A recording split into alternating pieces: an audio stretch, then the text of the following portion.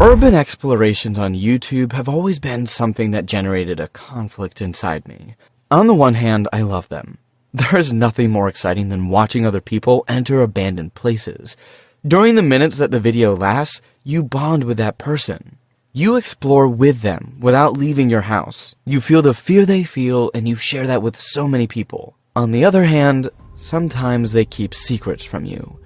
Many YouTubers make fake videos with planet scares and people who secretly work with them. When I was young, I believed all the videos I saw and promised that when I grew up I would make videos like them. After I turned 19, I took up this dream again, but I promised that my content would be 100% real. I would never lie to my audience, and I would always make them feel the way they made me feel. What I didn't know was that this dream would be short-lived. You see, watching videos from the comfort of your home is not the same as being there live. Sometimes you may encounter scary people or accidents may happen. But other times, things go beyond your imagination. Things beyond your imagination will happen. Things that no person should have to live through. Sometimes you encounter the unexplainable. And that happened to me that night. It all started when my best friend and I began our first urban explorations. We checked out an abandoned hospital near our town. The government had started building it in the middle of the elections, but when they finished, no one took it over. We saw the place from top to bottom. There was a lot of graffiti and the place looked badly vandalized. Instead of scaring us, this left us somewhat reassured. How dangerous can it be in a place where many people come in and have time to paint these walls? We explored the whole place, filming everything we could, until one place caught our attention. The hospital had a door that looked reinforced. The door was locked, and although we tried with all our might to get in, it was impossible. It was obvious that other people had tried, as it was full of marks. I noticed a very strong smell coming from under the door. It was very difficult to be near that place, but my curiosity was through the roof. It was at that moment that a phenomenal idea occurred to me. That place was right up against the window. What if we turned the place upside down and entered from the outside? Quickly, my friend and I left the hospital and looked for the window. The place was high up, but my best friend helped me climb into all the windows. We went from window to window until we found the right one. I recognized it through the reinforced door. Once I looked out, I pointed the camera light to see what was inside. I wished I hadn't. The room was almost empty, except for one thing. In the center of the room was a chair. Someone was sitting in that chair, covered by a sheet full of blood. What I was looking at was a corpse. I had never seen a corpse before. I didn't know how to react. I panicked and told my friend to put me down. We both ran away from that place. My friend didn't understand what was happening, but he was as scared as I was. When we got far enough away, I told him everything I saw. He laughed a little at me. He thought he had seen a live person, but he also admitted that he would not like to go back to that place. He wanted to be brave and laugh, but he was as scared as I was. After that, we went back to our homes, promising to upload the video the next day before we told the police. We could get in trouble for being there, not to mention they might take our camera. From the rotten smell, the body looked like it had been there for a long time. Waiting another day wouldn't change much. I went to sleep like any other night. Little did I know that I was in for the worst night of my life. I was sleeping peacefully in my bed when suddenly I opened my eyes. As my eyes adjusted to the darkness, I remember feeling very cold. I was really confused. How could it be so cold in the summer? Besides, I never wake up in the early morning. I always considered myself a very heavy sleeper. When my eyes finished settling, I realized that there was something different in my room. When I realized what it was, I woke up completely and gave a dry scream of terror.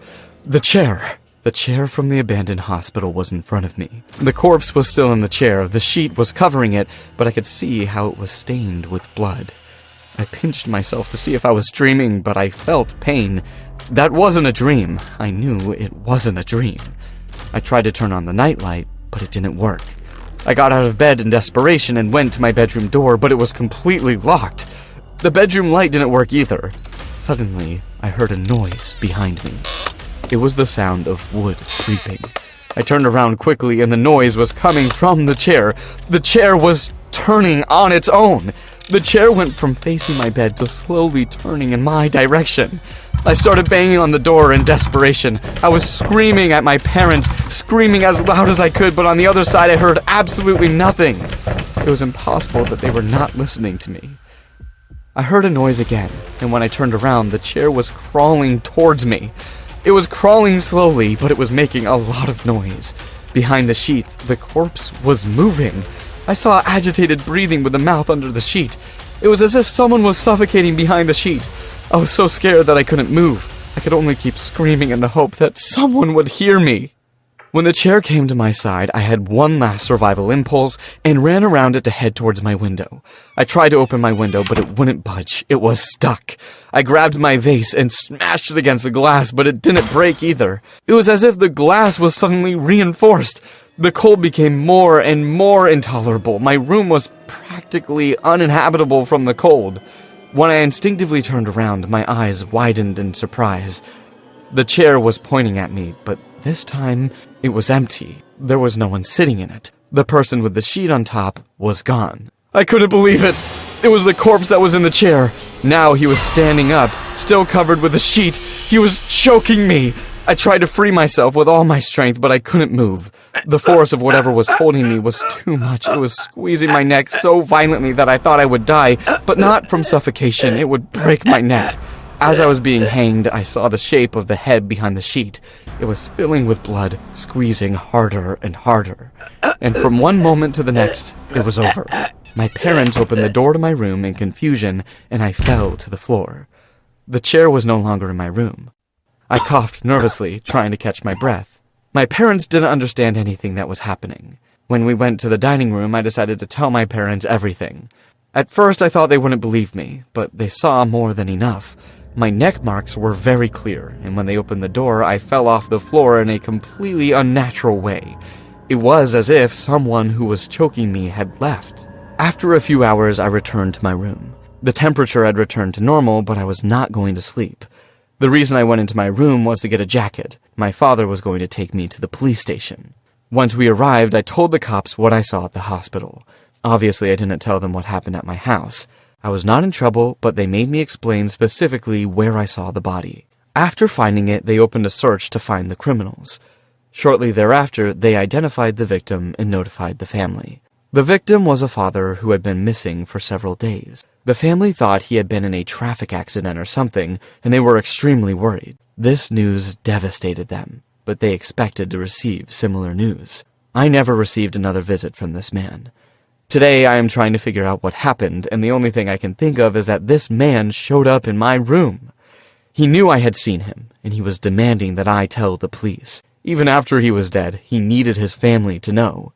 He could not allow me to spend another night with his family without knowing what had happened to him. This experience discouraged me from continuing to do urban explorations, but after a while, I took them up again. Since that day, I consider that urban exploration should be taken much more seriously than I used to. I don't upload videos to YouTube anymore. I dedicate myself to enjoying this intimate experience with my friends. Also, if I find something again, I would not want it to be on tape. I feel it would be disrespectful to whatever I saw.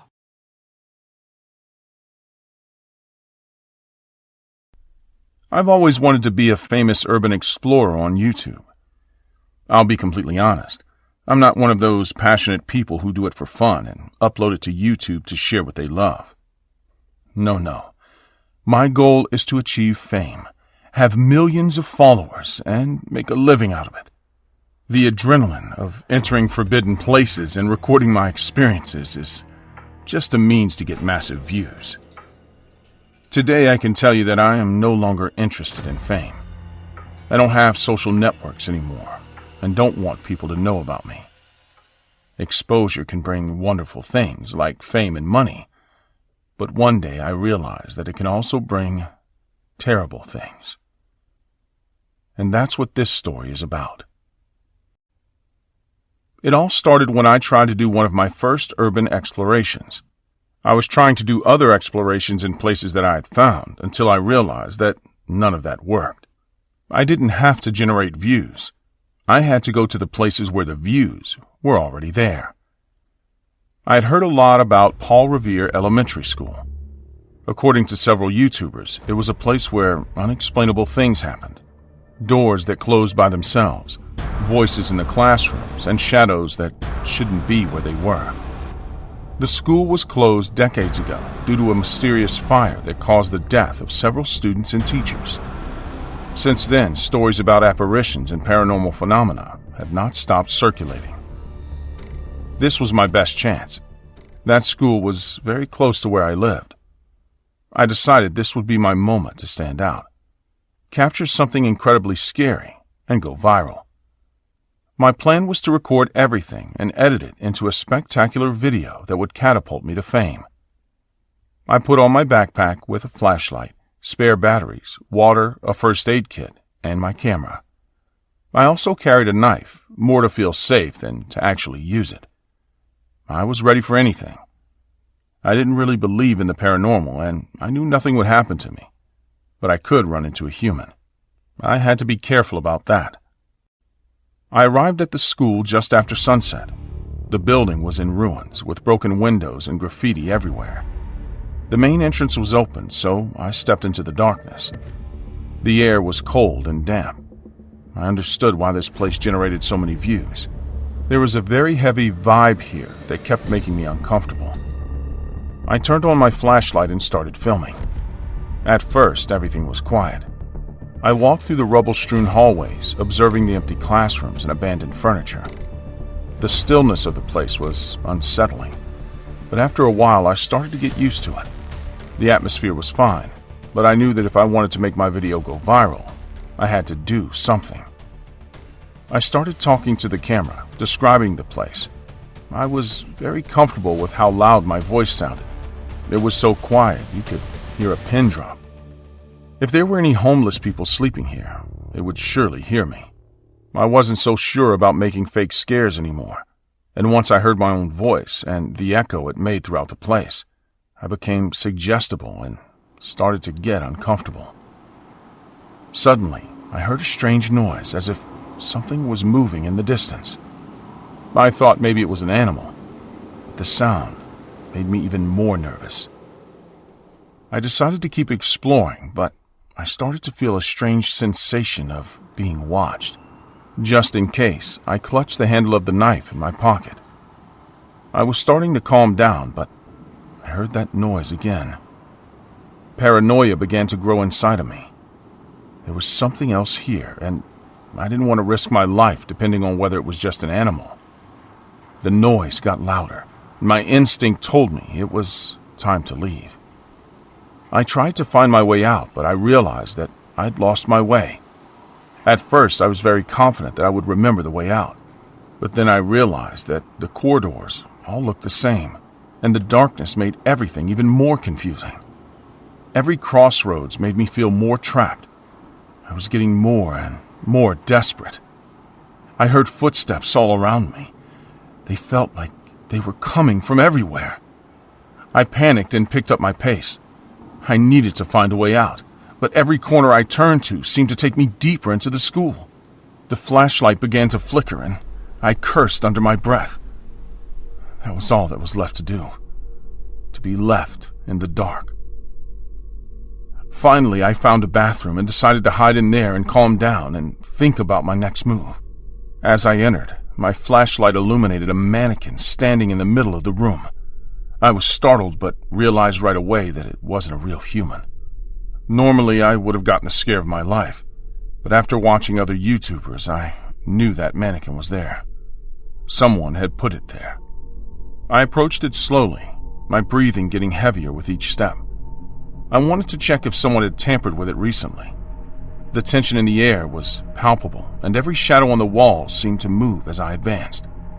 When I reached the mannequin, I realized there was no one else in the room, but the fear didn't go away. I checked it, and it was quite dusty. That meant that no one had touched it in a while. I took a deep breath and tried to calm down. If I wanted to leave without running into anyone, I should be as calm as I could be.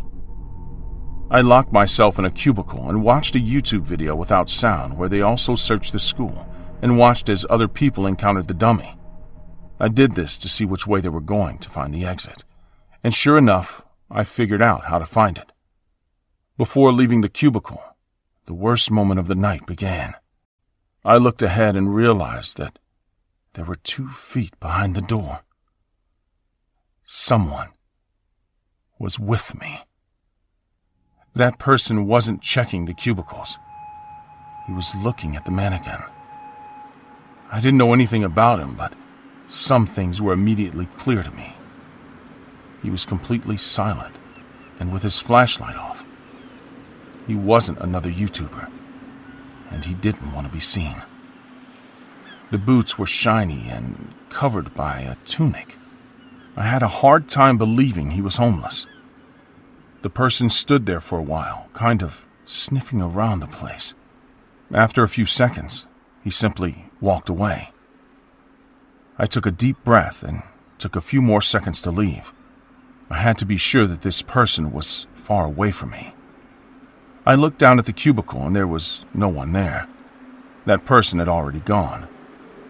I was about to come out of my hiding place when I heard a very strange noise near me. It was a breathing, but agitated. Ah! I ran as fast as I could to the exit, but when I got there, things got even worse. Standing on the stairs to the exit, I saw 3 figures blocking my way. They were masked and dressed in dark robes, just like the man in the bathroom. My heart stopped for an instant, and an icy chill ran down my back. These people were no mere vandals. They planned to take me. Fear came over me, and I started to run in the opposite direction. The footsteps behind me grew louder. They were following me. I reached an open classroom and hid behind a desk, trying to control my breathing. The men passed the classroom without entering. I cowered as much as I could, hoping they wouldn't find me. After a few seconds, I came out of my hiding place carefully.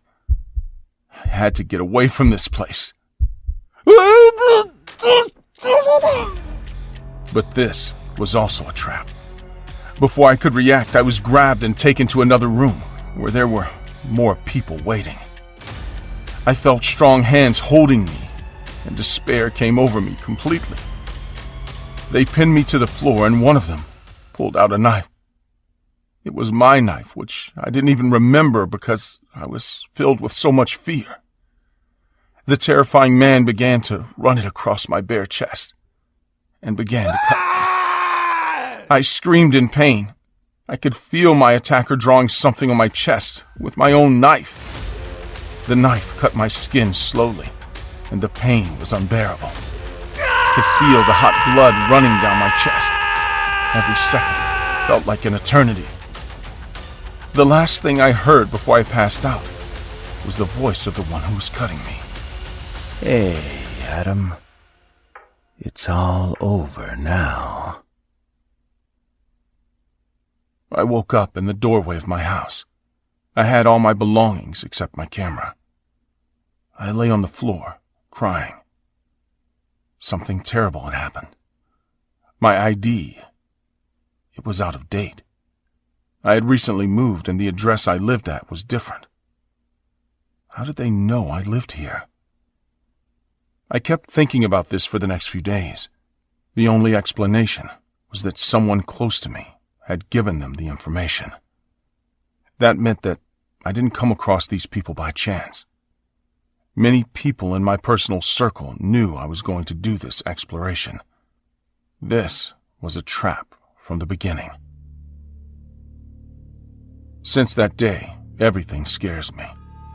I feel I can't trust anyone, neither my friends nor my family. Every time I go out on the street, I feel like people are watching me. Sometimes I think it's just paranoia, but other times I'm sure someone is there, watching me. Since that day, I've stopped making videos. I don't want to be famous anymore. I don't want anyone to know about me. These marks on my chest are not a one-time thing. I was chosen for something, and I feel that sooner or later, they will come back for me. They know where I live. It's a matter of time. It could be hours. It could be in the next few days. Or it could even be years. I know they will come back. I just know it. This story is based at Paul Revere Elementary School. Since it was abandoned, this school has witnessed countless unexplained events, but also it is the site of many rituals, from witchcraft to devil worship. Today, YouTubers from all over the world come to this place to search for content for their channels, but all are advised not to do so, as they may encounter people much more than hostile.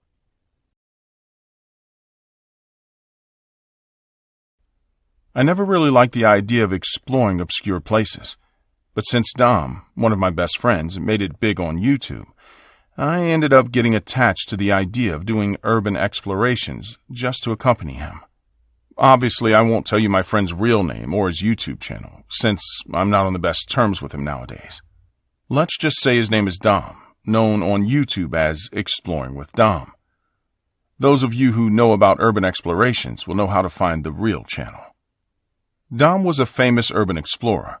His charisma attracted a huge following, and when he asked me to accompany him to an apparently abandoned sewer, I reluctantly agreed. In addition to the two of us, our friend Leo joined the expedition. We met one cool, dark night near the entrance to the culvert. Dom, as always, was carrying his high-definition camera and lighting equipment. Leo and I were equipped with flashlights and backpacks with basic supplies. Before we went in, Dom did an introduction for his channel, talking about the urban legend surrounding the sewer. Rumor had it that satanic rituals had been performed there, and some people claim to have even seen strange figures lurking around. We entered the sewer cautiously, the light from our flashlights bouncing off the damp, musty walls. As we progressed, the air grew heavier, and the smell of dampness and decay became more and more intense. Every step we took could be heard very loud indeed. If there was someone inside that sewer, they were surely listening to us. After a few minutes of walking, we came to a huge subway chamber. The walls were covered with strange symbols, and there were remnants of candles and other artifacts scattered on the floor. Leo muttered something about how eerie the place was, and I couldn't help but feel a shiver run down my spine. I was no longer scared of monsters, but we were likely to cross paths with a human. Unlike us, Dom was actually happy. He narrated every detail with enthusiasm for his audience. Everything was going great. Suddenly, we saw something we weren't supposed to see. As we were scanning the camera, something in a corner caught our attention. It was a human figure, motionless and dressed in a dark robe. We approached cautiously. Perhaps it was a mannequin or something strange. We took steps towards the figure, confused, not knowing if it was a missing person or some statue. And suddenly, the figure came to life. It was no mannequin. It was a woman, and she had a pair of scissors in her hand. Dom turned off his camera at that precise moment, and chaos erupted. The woman rushed towards us, and we ran as fast as we could. She didn't seem interested in Dom. She was coming after us.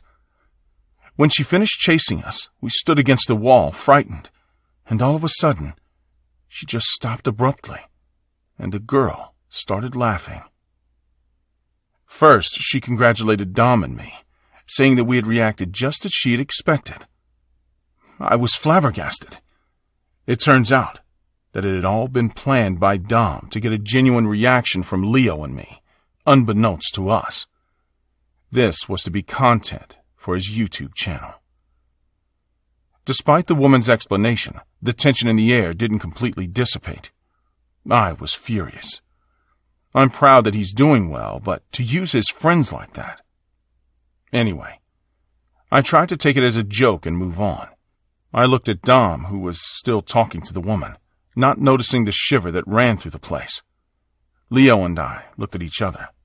We were both equally annoyed, but we let it stay the same.